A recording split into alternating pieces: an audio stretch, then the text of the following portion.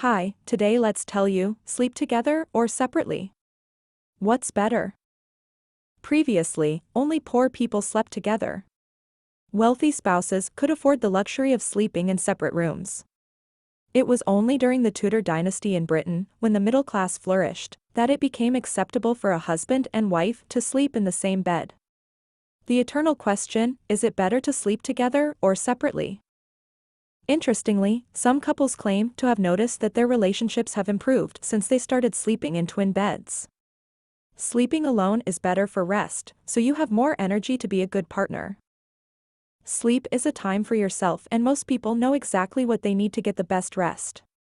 Some people like to leave the night light on, others sleep in a warmer or cooler room, and a third can only fall asleep when a white noise recording is played, and so on. For someone who likes to sleep in a dark, quiet, cool room, well stuffed with bedding, it will cause discomfort to sleep with a person who snores loudly and constantly pulls the blanket to their side.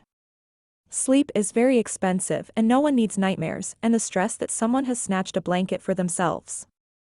Often, people living together who cannot sleep peacefully together feel like they are unsuccessful couples.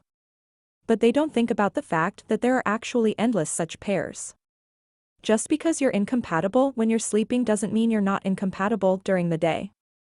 A study by the U.S. National Sleep Institute found that about 24% of couples who sleep in separate rooms do not want to discuss this with other people for fear that other people will think their relationship is bad. Most couples choose to sleep alone for practical reasons. They know they will never be able to sleep well in the same bed with their partner, so they voluntarily go to the couch in the guest room. The National Sleep Institute found that more than a third admitted that sleeping with a partner is detrimental not only to the quality of the night's rest, but to the relationship in general. If your partner is snoring and suffering from restless leg syndrome, if your partner's time of getting up and going to bed is very different, it is better not to torture, but to sleep alone. People who sleep well are happier and more satisfied with their relationship. Even if sleep time overlaps, some couples choose to sleep separately to preserve personal space and independence. A private bedroom allows you to always have personal space and frees you from the need to be constantly with each other. The U.S. National Home Builders Association has recently seen an increase in the desire for a home to have 2 bedrooms, with private bathrooms. In the U.S., 60% of homes had 2 bedrooms with private bathrooms. For some couples, separate rooms alone are not enough. It is best for them to agree when living in a separate home.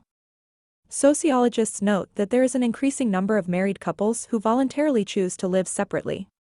Such couples choose to live in separate housing to preserve personal privacy and independence.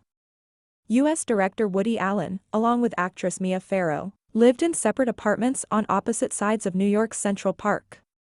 Tim Burton and Helena Bonham Carter have separate houses connected by a hallway.